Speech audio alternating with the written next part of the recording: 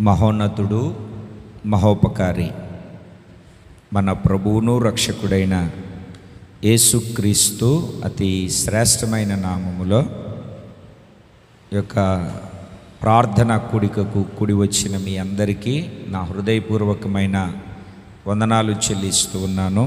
దేవుడు తన మహా కనికరము చొప్పున కృపను చూపించి నడిపించిన వాడు నమ్మదగిన దేవుడు. ఉన్నతమైనటువంటి ఆయన సహాయాన్ని మనకు నిండుగా మెండుగా ప్రభు దయచేయునుగాక. సర్వకృపానిధియగు దేవుని సన్నిధిలో మనమంతా నిలిచి ఉన్నాము అని అంటే ఇది మన తలంపు ఆలోచన కాదు, ఇది కేవలము ప్రభు యొక్క కృప మాత్రమే. ఈరోజు పరిశుద్ధ బైబిల్ గ్రంథంలో దీనవృత్తాంతముల 2వ గ్రంథము 29వ అధ్యాయము 36వ వాక్యం. ఈ కార్యము అప్పటికప్పుడే జరిగినందున దేవుడు జనులకు సిద్ధపరిచిన దానిని చూచి హిజ్కియాయును జనులందరూ సంతోషించిరి. అప్పటికప్పుడే జరిగినందున ఈ కార్యము అప్పటికప్పుడే అనుకోని కాదు. మన భాషలో చెప్పాలంటే ఏదో సిద్ధపరచుకొని కాదు, ఏదో ఇలా అని కాదు, కానీ ఒక్కొక్కసారి దేవుడు మన జీవితంలో చేసిన ప్రతి కార్యము చాలా అద్భుతంగా ఉంటుంది. ఒకసారి మనకి ఆశ్చర్యము కలుగుతుంది. ఎందుకో ఈ మాటను దేవుడు మీ అందరికీ జ్ఞాపకం చేయమని నా మనస్సులో ఉంచాడు. అప్పటికప్పుడే అంటే నీకు ఎప్పుడు అవసరం ఉంటుందో, నీకెప్పుడు ఉపయోగం ఉంటుందో, నీకెప్పుడు నీ జీవితంలో ఆపద లేదా ఇబ్బంది, ఇరుకు, సమస్య వస్తుందో దానిలో నుండి తప్పించబడినట్లుగా, దానిలో నుండి విడుదల పొందినట్లుగా అప్పటికప్పుడే దేవుడు కార్యాలు జరిగించబోతూ ఉన్నాడు. మనకైతే అప్పటికప్పుడే జరిగినట్లుగా ఉంటుంది, కానీ దేవుడు జనులకు సిద్ధపరిచిన దానిని చూసి ఆయన ఎప్పుడో సిద్ధపరిచి పెట్టాడు.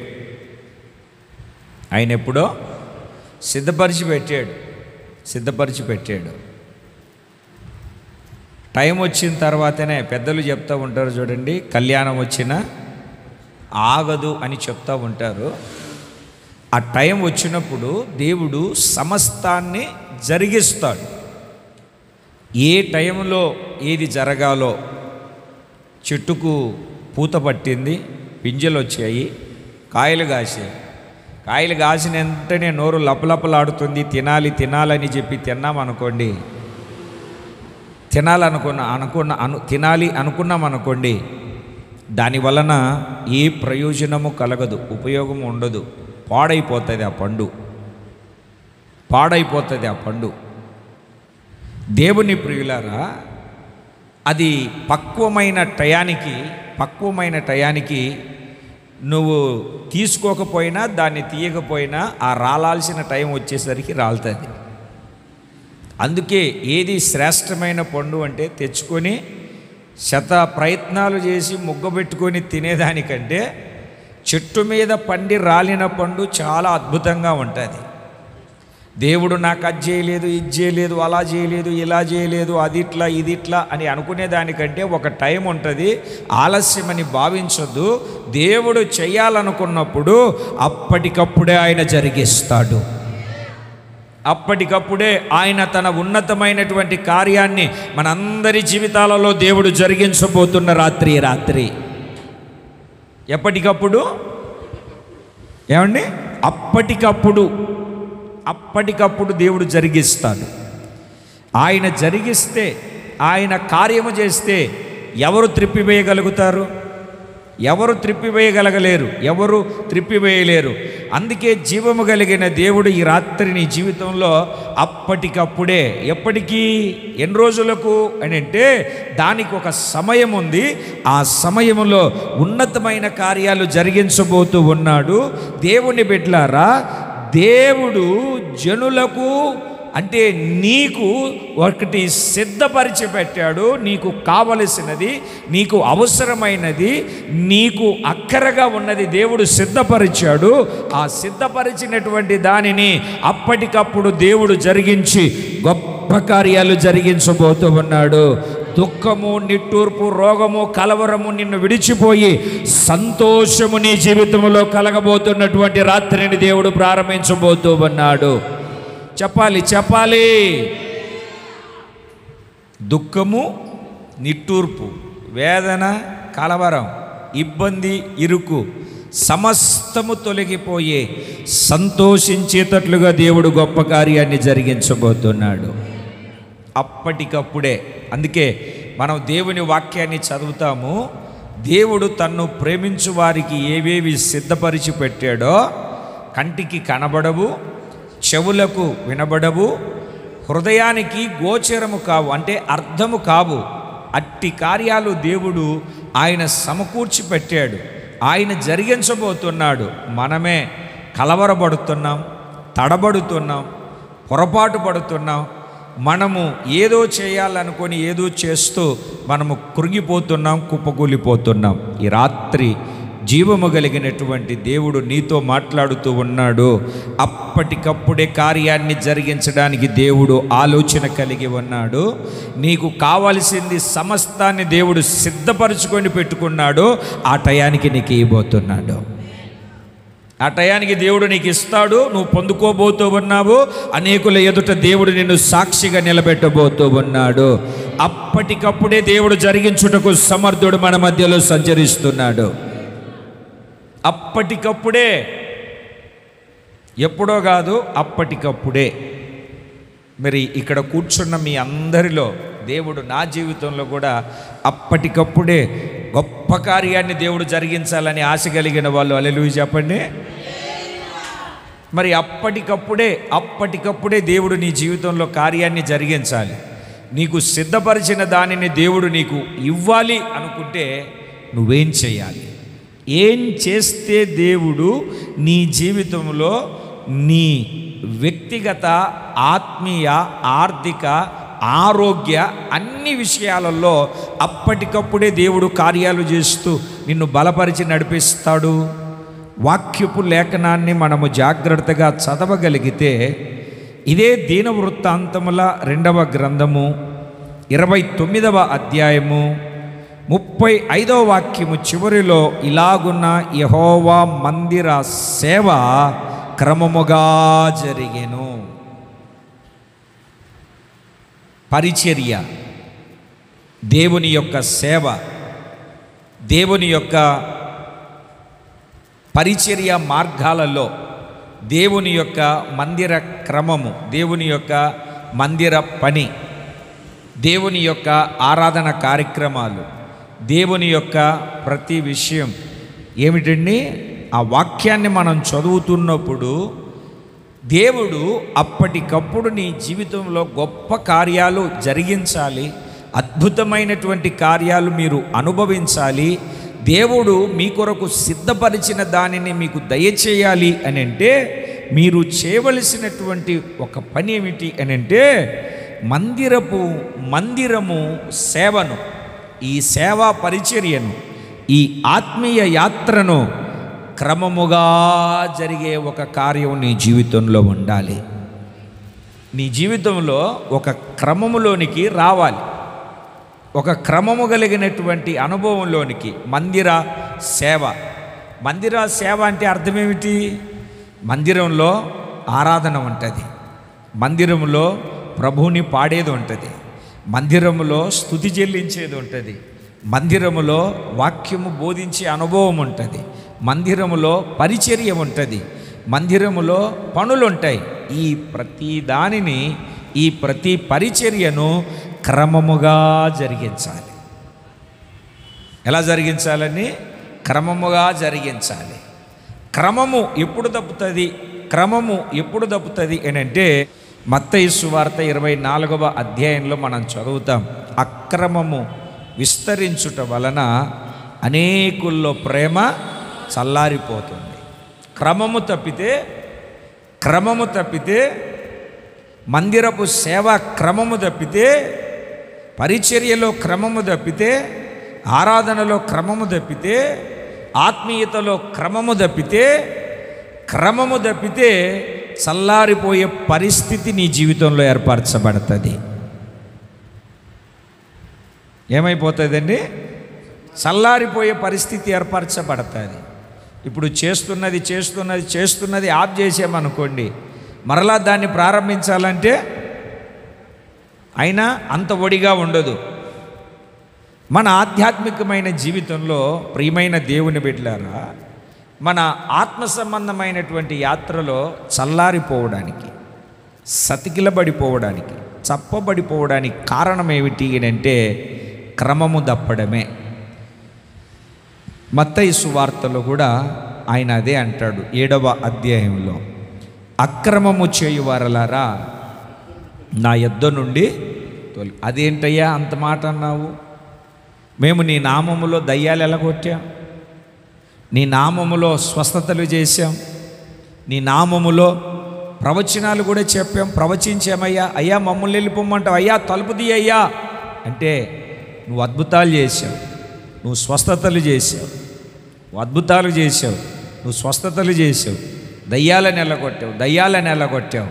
అయితే అది కాదు నాకు కావాల్సింది, నీలో ఒక క్రమము కావాలి. ఏం కావాలి? క్రమము కావాలి. మనలో క్రమము తప్పడమే అక్రమము విస్తరిస్తే ప్రతి విషయంలో మనం చల్లారిపోతాం. అందుకే మొదటి దినాలలో ఉన్న ప్రార్థన లేదు, మొదటి దినాలలో ఉన్నటువంటి ఆత్మ తీవ్రత లేదు, మొదటి దినాలలో ఉన్నటువంటి ఆత్మ నింపుదల లేదు, మొదటి దినాలలో ఉన్నటువంటి మోకాళ్ళ అనుభవం లేదు, మొదటి దినాలలో ఉన్నటువంటి ఆసక్తి కనబడట్లేదు. ఏమైపోయింది అంటే క్రమము తప్పడం, దానికి తప్పిపోయినటువంటి క్రమము తప్పిపోవడానికి అలవాటు చేసుకుని చాలా ఇబ్బంది పడి పాపానికి ఏడవబడుతూ ఉన్నాము, లోకాన్ని మూటగొట్టుకుంటూ ఉన్నాము, శాపాన్ని కొని తెచ్చుకుంటూ ఉన్నాము, దరిద్రపు గీయబడినటువంటి ఆ సర్కిల్లో నిలబడిపోతూ ఉన్నాము. అందుకే ఈరోజు ఈ కార్యము అప్పటికప్పుడే నీ జీవితంలో జరగాలి. దేవుడు సిద్ధపరిచిన దానిని నీకు దయచేయాలి. నీ హృదయములో సంతోషము పుట్టాలి అంటే నీవు యెహోవా మందిర సేవను క్రమముగా జరిగించాలి. ఎలా జరిగించాలండి? క్రమముగా జరిగించాలి, క్రమముగా నడిపించబడాలి, క్రమము కలిగినటువంటి స్థితిలో నువ్వు ముందుకు సాగాలి. అక్రమము అన్నటువంటి మాట నీ జీవితంలో ఎప్పుడు ఎక్కడ వినబడకూడదు. మన ఆత్మీయ జీవితం క్రమములో ఉండాలి. క్రమములో ఉంటేనే కంట్రోల్లో ఉండగలుగుతాం, కంట్రోల్లో ఉండగలిగితేనే ఆత్మీయతలో వృద్ధి పొందుతాం. వీటన్నిటినీ మనమందరము చక్కగా ఆగి ఆలోచన చేసి అప్పటికప్పుడే దేవుడు నీ జీవితంలో కార్యం జరిగించాలి అంటే నీవు క్రమము కలిగినటువంటి స్థితిలోనికి రావాలి. చెబుదామండి ఒకసారి 2 చేతులు పైకెత్తి. ఏ స్థితిలోనికి రావాలండి? కొంచెం నోరు తెరిచి చెప్పాలి. మనం ఏ స్థితిలోనికి రావాలి? క్రమానికి రావాలి. అది ఉపదేశ క్రమం అనుకోండి, సంఘ క్రమం అనుకోండి, పరిచర్య క్రమం అనుకోండి, వాక్యము మనకు బోధిస్తున్నటువంటి క్రమం అనుకోండి. అది ఏదైనా సరే అప్పటికప్పుడే దేవుడు నీ జీవితంలో కార్యాన్ని జరిగించాలంటే క్రమము ఖచ్చితంగా పాటించాలి. క్రమము.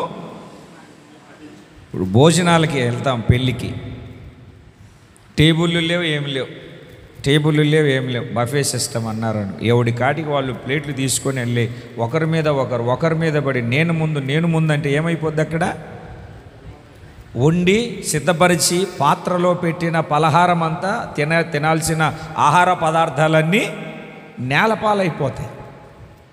అదే లైన్గా వెళ్ళామనుకోండి, ఒకరి తర్వాత ఒకరు, అంటే క్రమములో వెళ్ళామనుకోండి, ఏమిటండి?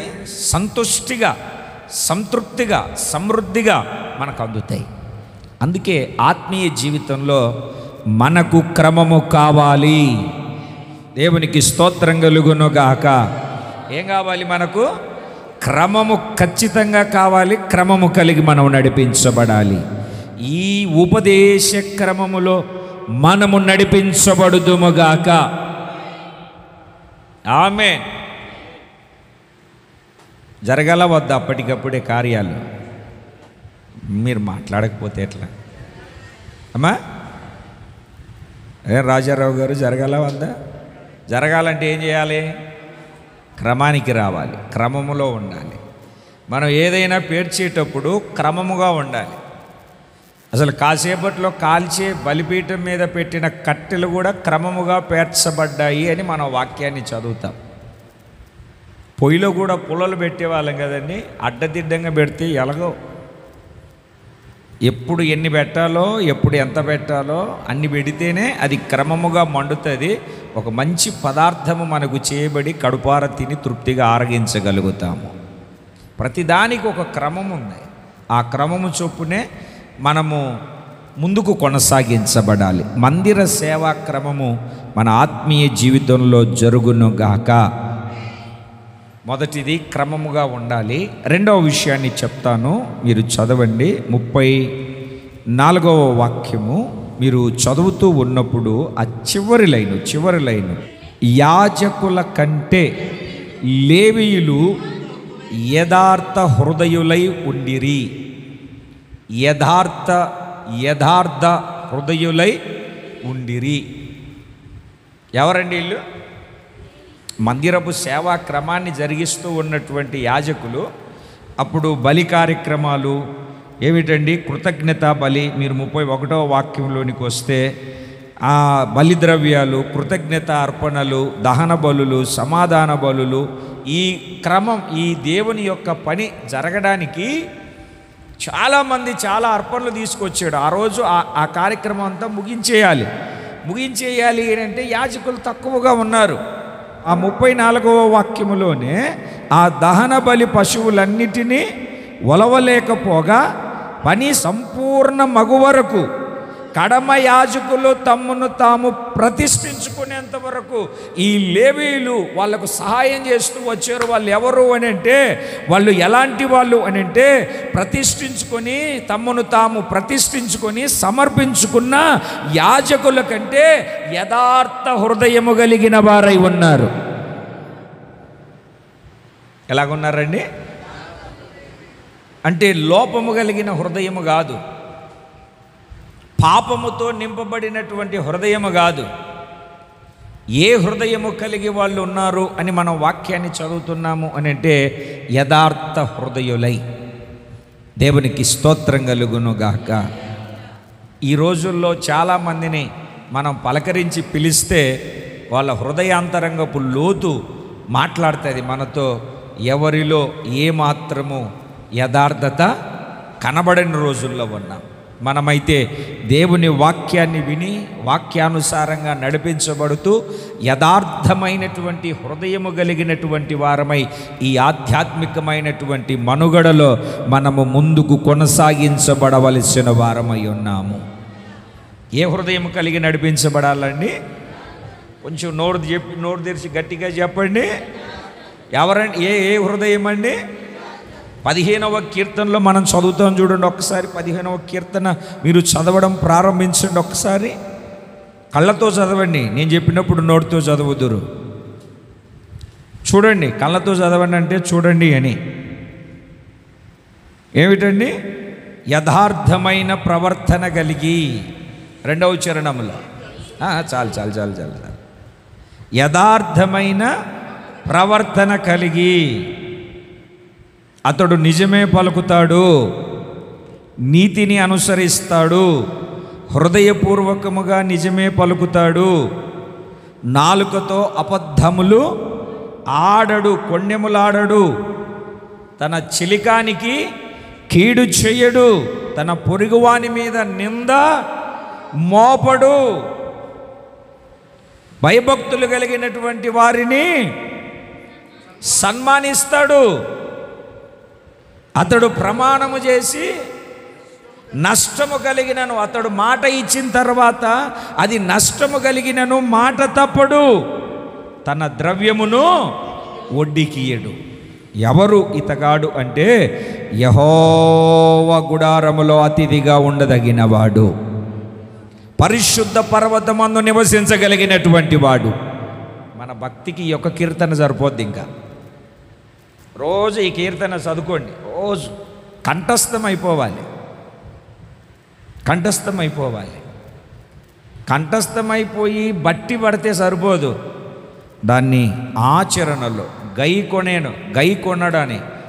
కొనడానికి మనలను మనము ముందుకు నడిస్తే, అనుసరించి నడిస్తే మన జీవితంలో గొప్ప కార్యాన్ని జరిగిస్తాడు. దేవునికి స్తోత్రం కలుగును గాక. ఎవరండి వాళ్ళు? అప్పటికప్పుడే వాళ్ళ జీవితంలో దేవుడు కార్యాన్ని జరిగించడానికి కారణం మొదటిది క్రమమైతే, రెండవది యథార్థ హృదయము కలిగిన వాళ్ళు. హెబ్రీ పత్రిక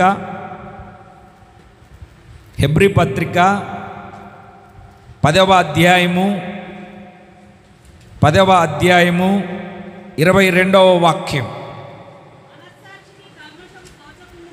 మనస్సాక్షికి కల్మషము తోచకుండునట్లు ప్రోక్షింపబడిన హృదయములు గలవారమును, నిర్మలమైన ఉదకముతో స్నానము చేసిన శరీరములు గలవారమునయుండి, విశ్వాస విషయములో సంపూర్ణ నిశ్చయిత కలిగి యథార్థమైన హృదయముతో మనము దేవుని సన్నిధానము చేరుదము. ఏ హృదయంతో? కపట హృదయము కాదు, కల్మషముతో నింపబడిన హృదయము కాదు, ఘోరమైనటువంటి వ్యాధి కలిగినటువంటి హృదయము కాదు, భేదాభిప్రాయాలు కలిగినటువంటి హృదయము కాదు.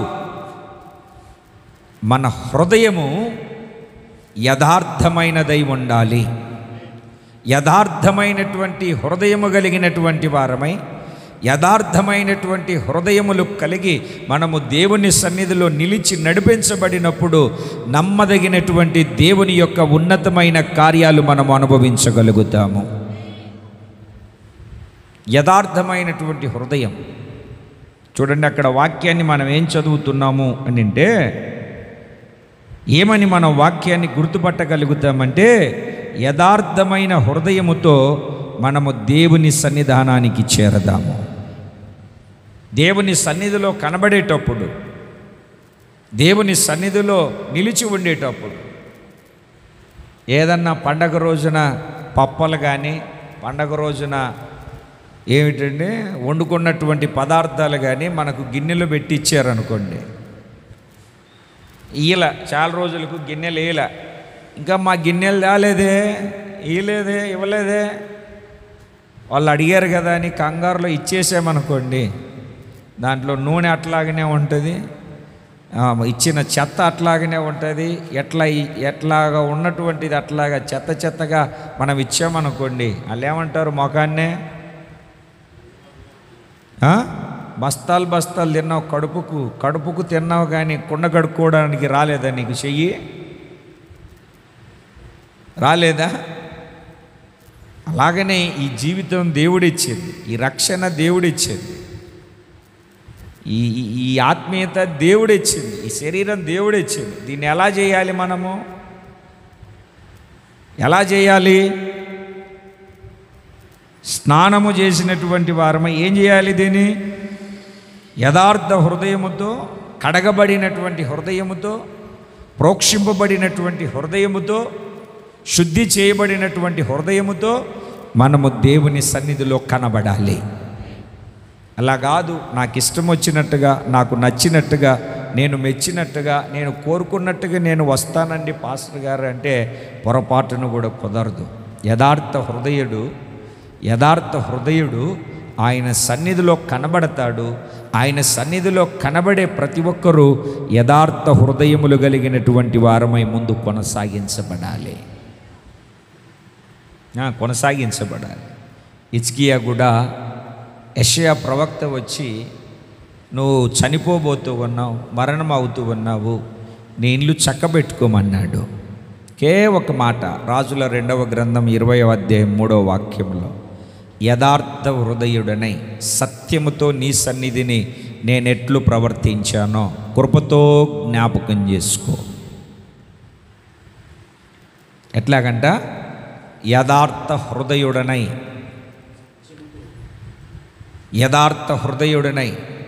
నా హృదయంలో కల్మషం ఏదీ లేదు, నా హృదయంలో అపవిత్రత ఏదీ లేదు, నా హృదయంలో భేదమేమీ లేదు, నా హృదయంలో ఆటంకం తేడా ఏమీ లేదు. నీ సన్నిధిలో ఎట్లా ప్రవర్తించానో కృపగలిగిన వాడా, ఒక్కసారి నన్ను నీ కృపతో జ్ఞాపకం చేసుకో అయ్యా, నీ కృపతో నన్ను జ్ఞాపకం చేసుకో తండ్రి అని ఒక చిన్న ప్రార్థన చేశాడు. ఆ ప్రార్థన ఫలితమే అతని మరణము ఆపి ఆయుష్ను పొడిగించింది. దేవుని మందిరపు మెట్లెక్కాడు. ఒక చక్కటి పాట పాడగలుగుతాడు. సజీవులే కదా సజీవుడైనటువంటి దేవుణ్ణి స్తుతించేదే. కారణం ఏంటో తెలుసా?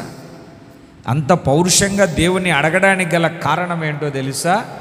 నేను యథార్థ హృదయుడనై నీ సన్నిధిలో ఎలా ప్రవర్తించానో ఒకసారి జ్ఞాపకం చేసుకో. మనము అనగలుగుతున్నామా? మనము ఆ విధంగా చెప్పగలుగుతున్నామా? ఆ విధంగా చెబితే మనము ఖచ్చితంగా దేవుని ద్వారా ఆశీర్వదించబడతాము.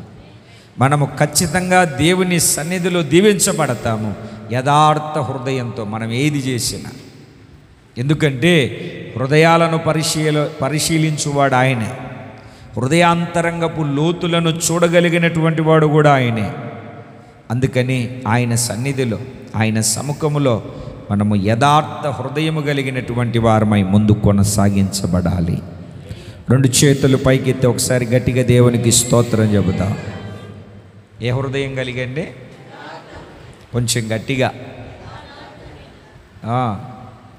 ఎలాగా? ప్రార్థనలో చూడండి ఎంత చక్కగా చెప్తున్నాడు. అయ్యా, ఏదన్నా తేడా పాడా ఉంటే ఆ మాట చెప్పగలుగుతావా?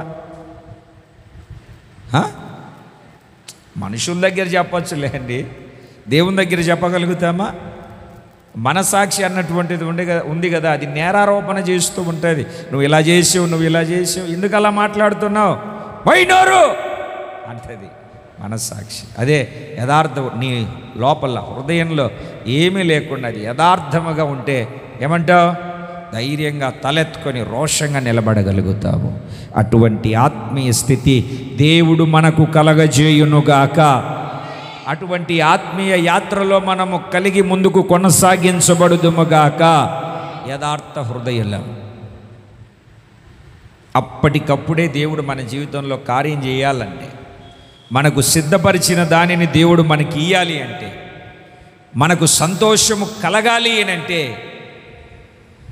మనము క్రమము కలిగినటువంటి స్థితి మాత్రమే కాదు, యథార్థ హృదయము కలిగి మనం నడిపించబడాలి. ఇంకొక మాటను కూడా చదవండి. ఈ మాటలో దీనవృత్తాంతముల 1వ గ్రంథము 29వ అధ్యాయము 17వ వాక్యాన్ని చదివితే, నా దేవా, నీవు హృదయ పరిశోధన చేయుచు యథార్థవంతుల యందు ఇష్టపడుచున్నావని నేను ఎరుగుదును. ఏమంటండి? గట్టిగా చెప్పండి ఆ మాట. అందరూ చెప్పచ్చు ఆ మాట. నేనైతే యథార్థ హృదయము గలవాడనై ఇవి అన్నీ మనఃపూర్వకముగా ఇచ్చి ఉన్నాను. నీ జనులను నీకు మనఃపూర్వకముగా ఇచ్చుట చూసి సంతోషిస్తున్నాను. జనాలు ఇచ్చారు, నేను ఎలా ఇచ్చానో తెలుసా? మహనాపూర్వకంగా ఇచ్చాను. అంటే యథార్థ హృదయము గలవాడనే ఇవన్నీ ఇస్తున్నాను. ఇవన్నీ ఇచ్చానయ్యా, ఇవన్నీ ఇచ్చాను నీకు నేను సమకూర్చాను. నీ మందిరం కోసం, పరిచర్య కోసం నేను సమకూర్చాను. ఇవన్నీ నీకు సమకూర్చాను. ఎంతటి చక్కటి మాటో చూడండి. యథార్థత, ప్రార్థన చేసేటప్పుడు యథార్థత ఉండాలి. ఆయన సన్నిధికి వచ్చినప్పుడు నీ హృదయం యథార్థంగా ఉండాలి. దేవునికి ఇచ్చేటప్పుడు కూడా నీ చేత్తో ఎలాగివ్వాలి? యథార్థంగా నువ్వు ఇయ్యగలిగితే ఆశీర్వదించబడతావు. అప్పటికప్పుడే దేవుడు కార్యాన్ని జరిగిస్తాడు. దేవునికి స్తోత్రం కలుగునుగాక. సంతోషంగా చెబుదాం. మొదటిది అప్పటికప్పుడే, ఈ కార్యము అప్పటికప్పుడే జరగాలి అని అంటే మందిరపు సేవ క్రమముగా జరగాలి. నీలో ఒక క్రమం ఉండాలి. రెండవది, నీ జీవితంలో, మన జీవితంలో ఏముండాలంటే యథార్థ హృదయము గలవారమై ఉండాలి. మూడవ విషయాన్ని కూడా చెప్తాను. దీనవృత్తాంతముల 2వ గ్రంథం 29వ అధ్యాయము 34వ వాక్యములో, వారి సహోదరులకు లేవీయులు వారికి సహాయము చేసిరి. ఏం చేశారు? కొంచెం గట్టిగా చెప్పాలండి. సహాయం చేయాలి. మన సహోదరులకు సహాయము చేయగలగాలి. సహాయము చేయాలి. మనం సహాయం చేయకపోతే, సహాయము చేసేవారిగా ఉండకపోతే, సహాయము మనము చేయకపోతే దేవుని ద్వారా మనము ఆ కార్యాన్ని పొందుకోలేము. సామెతల గ్రంథకర్త అంటాడు, నువ్వు సహాయం చేసేటప్పుడు ఎవరికైతే నువ్వు సహాయం చేయగలుగుతున్నావో, సహాయం చేయాలనుకుంటున్నావో, నువ్వు చేసే సహాయానికి అతడు యోగ్యుడా కాదా, అతడు అర్హుడా కాదా అని ఆలోచన చేయాలి. దేవుని బిడ్డలారా, నేను నా బ్యాగ్ నిండా చిల్లర వేసుకొని వచ్చి అడిగే వాళ్ళకందరికీ ఇచ్చేసేవాడిని. ఒకరోజు చిల్లర లేక నా జోబిలో 10 రూపాయలు ఉంటే ఇచ్చాను. అతని దగ్గర ఉన్నటువంటి చిల్లర అది 2 లెక్క పెట్టుకొని నా 10 రూపాయలు కూడా దాంతో కలుపుకొని నా కళ్ళ ముందే బ్రాందీ షాప్కి వెళ్ళి నేనంటే బాటిల్ తీసుకొని వచ్చుకున్నాడు. దేవుని సొమ్ము నేను ఎవరికి ఇచ్చాను? ఇప్పుడు ఆకలేసి కడుపు కాలుతుంది అని అన్నప్పుడు పెడితే అదొక ఆనందం. తలపోటుగా ఉంది, మెడిసిన్కు లేదు అని అడిగినప్పుడు అది ఇస్తే ఆనందం. ఈయన గారు ఎక్కడికి తీసుకెళ్ళాడు ఈ అడుక్కునే వ్యక్తి? అర్థమవుతుందా? అంటే ఎవరికి ఇవ్వాలి ఇప్పుడు నేను? ప్రియమైన దేవుని పిల్లలారా, జాగ్రత్తగా గమనించండి. ఇట్లాంటి వాళ్ళ వలన సహాయము పొందుకొనడానికి అర్హత కలిగిన వాళ్ళు కూడా సహాయాన్ని పొందుకోలేకపోతున్నారు. మనకైతే దేవుని సహాయము నిండుగా కలుగునుగాక. ఇప్పుడు నువ్వు చేయాల్సిన 3వ పని ఏమిటంటే, సహాయము చేసే ఒక పని మీద ఉండాలి. సహాయం చేయాలి. సహాయం చేయలేదనుకో, మనము కూడా సహాయాన్ని పొందుకోలేము. ఏమిటండి? కనికరము గలవారు ధన్యులు, వారు కనికరము పొందుతారు. సామెతల గ్రంథకర్త అంటాడు, నీళ్లు పోయేవానికి నీళ్లు పోయబడతాయి.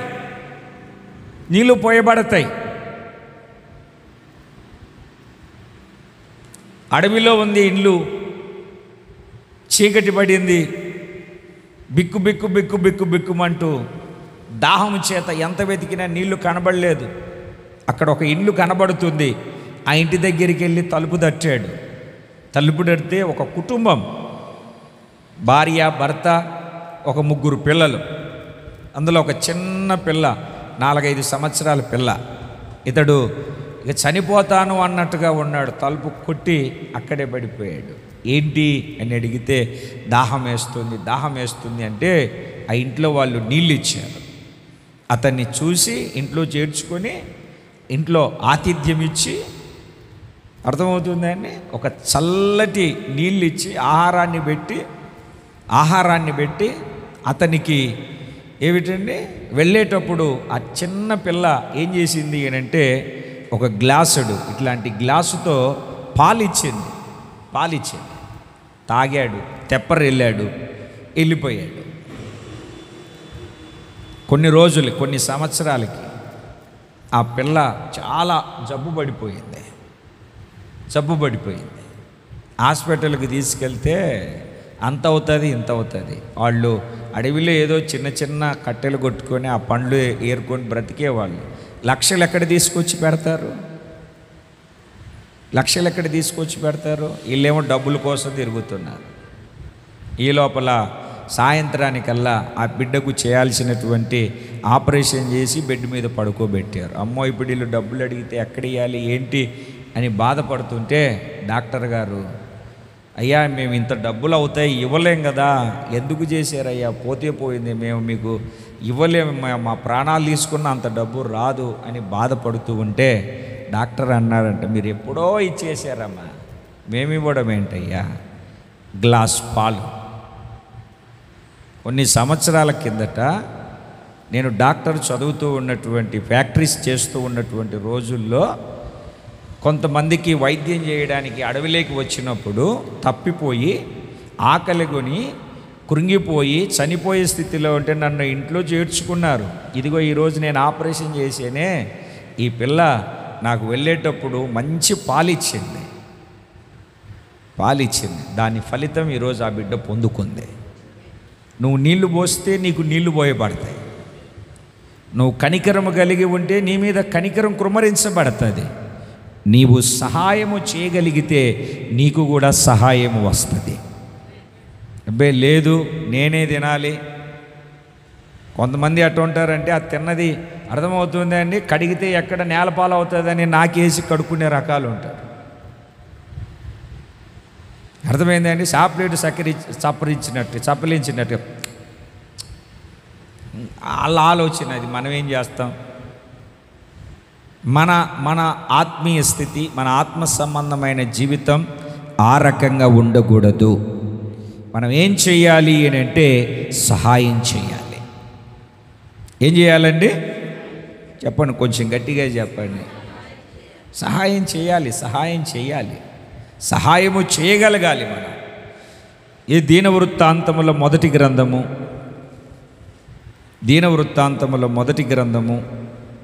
12వ అధ్యాయము 22వ వాక్యాన్ని చదవండి ఒకసారి.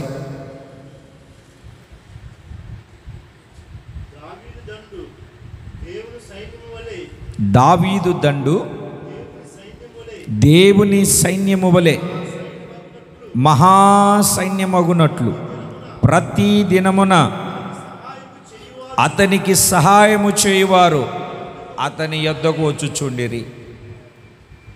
దావీదు సైన్యము, దావీదు దండు, దావీదు గుంపు, దావీదు దండు దేవుని సైన్యము వలె మహాసైన్యమగునట్లుగా, మహాసైన్యముగా మార్చబడినట్లుగా సహాయం చేసే వాళ్ళందరూ వచ్చి, ఇది ఉత్తి పుణ్యానికి అర్థమవుతుందండి, వచ్చేవాళ్ళు కాదు, సహాయము చేసే వాళ్ళందరూ అక్కడ పోగవుతున్నారు కనుక అది దేవుని సైన్యము వలె మహాసైన్యముగా మార్చబడింది. ఈ రోజున మన పరిచర్యను కూడా దేవుడు ఆ రకంగా విస్తరింపజేయబోతున్నాడు. దేవుని సైన్యముగా మార్చబోతూ ఉన్నాడు. మహాసైన్యముగా దేవుడు మార్చబోతూ ఉన్నాడు. నిర్గమకాండంలో ఒక మాటను చదువుతారు మీరు. 2వ అధ్యాయము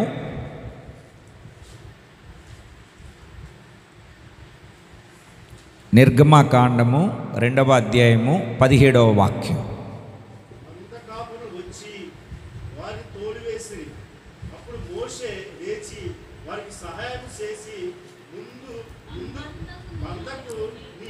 కళ్ళజోడు మార్చి మందకు నీళ్లు పెట్టాను, వాళ్లకు సహాయం చేశాడు. ఇత్రో ఆడపిల్లలు వాళ్ళ నాన్న మంద మేపుకుంటూ వచ్చారు. అక్కడ ఉన్నటువంటి కాపరులు వీళ్ళ మీద నీళ్లు పెట్టకుండా, మందకు నీళ్లు పెట్టకుండా వీళ్ళని ఆటంకపరుస్తున్నారు. అప్పుడు మోసే ఏం చేశాడంటే వాళ్ళను తోలేసి వాళ్ళను పంపేసి ఈ మందకు నీళ్లు పెట్టడానికి సహాయం చేశాడు. బాగా గమనించాలి, ఎట్లాంటి పరిస్థితుల్లో ఉన్నాడు. తాను పెరిగిన ప్రాంతము, దేశము, తన ప్రజలను అన్నిటిని విడిచి గుప్పెడు గుండె చేత పట్టుకొని భయముతో పరిగెత్తుకొని వచ్చి ఆ బావి దగ్గర కూర్చున్నాడు.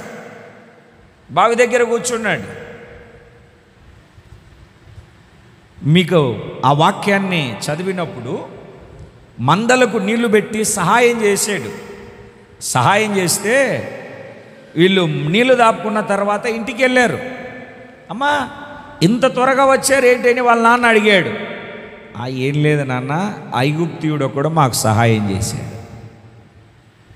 ఎవరు? ఐగుప్తీయుడు. మోసే ఐగుప్తీయుడు కాదు, అక్కడ పెరిగినప్పుడు ఆ వేషధారణాన్ని అలాగనే ఉంటాయి, వేరేలాగా ఉంటాయి. ఇప్పుడు మనం పల్లెటూరులో పెరిగామనుకోండి, పంచె కట్టుకొని ఏమిటంటే ఒక సొక్కా వేసుకొని భుజం మీద టవాల్ వేసుకొని ఆ కల్చర్ అలాగ ఉంటుంది. అలాగే ఒక పట్టణంలో పెరిగామనుకోండి, ప్యాంటు షర్ట్ వేసుకొని, అలాగనే పెద్ద లగ్జరీగా పాశ్చాత్య విదేశాలలో పెరిగామనుకోండి, ఒక సూట్ వేసుకొని కదండి. ఇప్పుడు మోసే కూడా ఐగుప్తులో నుండి వచ్చాడు గనక, ఐగుప్తు ఫరో యొక్క కుమార్తె యొక్క కుమారుడిగా పెరిగాడు గనక, అతడు అక్కడికి వచ్చినప్పుడు ఎవరు మీకు సహాయం చేశారు అంటే ఐగుప్తీయుడు ఒకడు సహాయం చేశాడు నాన్న, అందుకే వచ్చి అర్రే అతన్ని ఎలా వదిలేశాడు, ఇది మిథ్యాను దేశం కదా, వెళ్ళి అతన్ని తీసుకురండి. వెళ్ళి తీసుకొని వచ్చాడు, అతని ఇంట్లో పెట్టుకున్నాడు. చూడండి, తలలు పైకి ఎత్తండి. మోసే చేసిన చిన్న సహాయం అర్థమైంది అండి. ఎవరికైతే సహాయం చేశాడో ఆ ఇంటికి అల్లుడుగా మారాడు. 40 సంవత్సరాలు అక్కడ ఉండడానికి దేవుడు కృపను చూపించాడు. ఈ రోజున మన జీవితంలో ఎందుకు మనము కొన్ని కార్యాలు, కొన్ని ఆశీర్వాదాలు, కొన్ని దీవెనలు మనం పొందుకోలేకపోతున్నాము అని అంటే, మనము కూడా సహాయము చేయక, ఎవరన్నా మనకు సహాయం చేస్తున్నారంటే ఒంటికాల మీద ఎగురుకుంటూ వెళ్ళిపోతాం. ఎవరికన్నా సహాయం చేయాలి అని అనుకున్నప్పుడు ఎవ్వరికి కనపడం. వారం రోజులు వాళ్ళకి కనపడం. దేవుని బిడ్డలారా, మనం సహాయం చేయడం కాదు, సహాయము చేయగలిగిన వారిగా మార్చబడాలి. 2 చేతులు పైకెత్తి. కొరంథీయులకు రాసిన మొదటి పత్రిక 16:16 సహోదరులారా,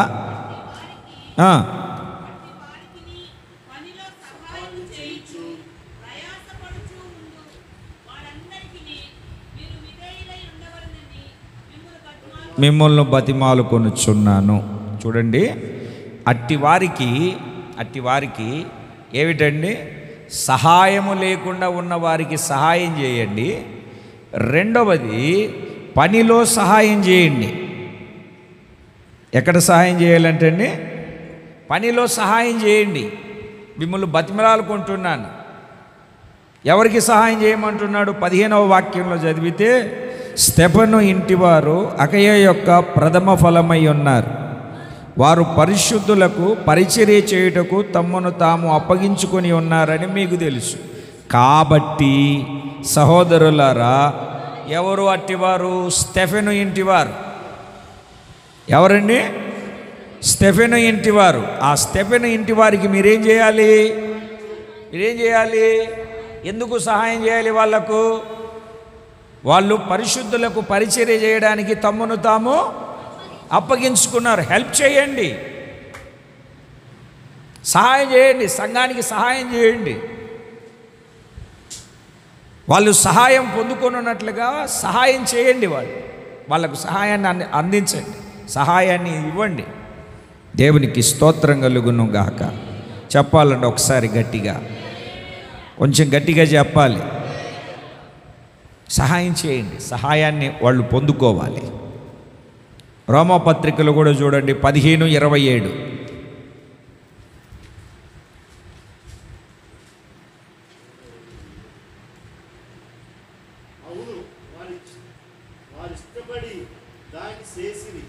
దానిని చేనా చేసిరి.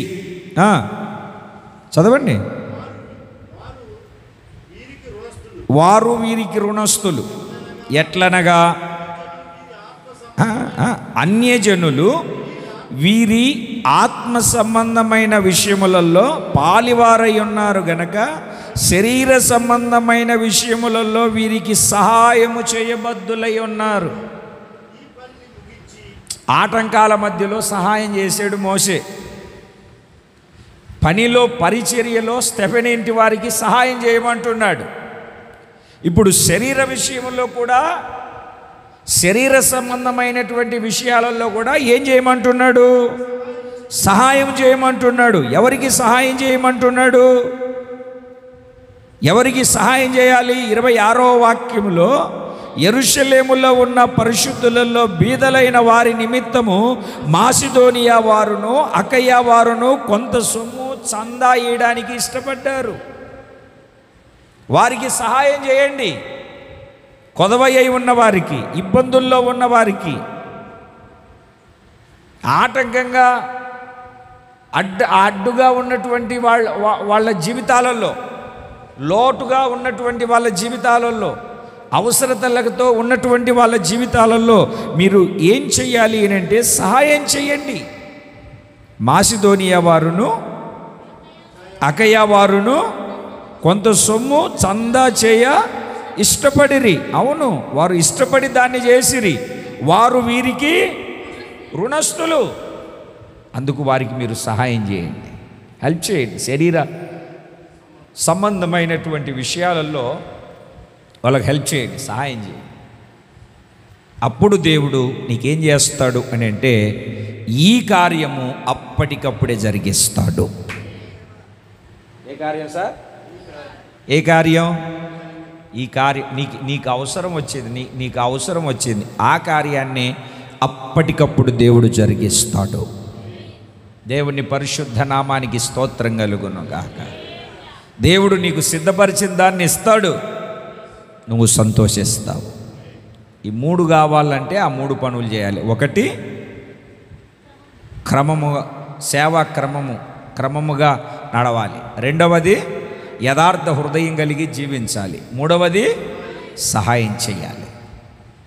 కళ్ళు మూసుకోండి, ప్రార్థన చేసుకుందాం.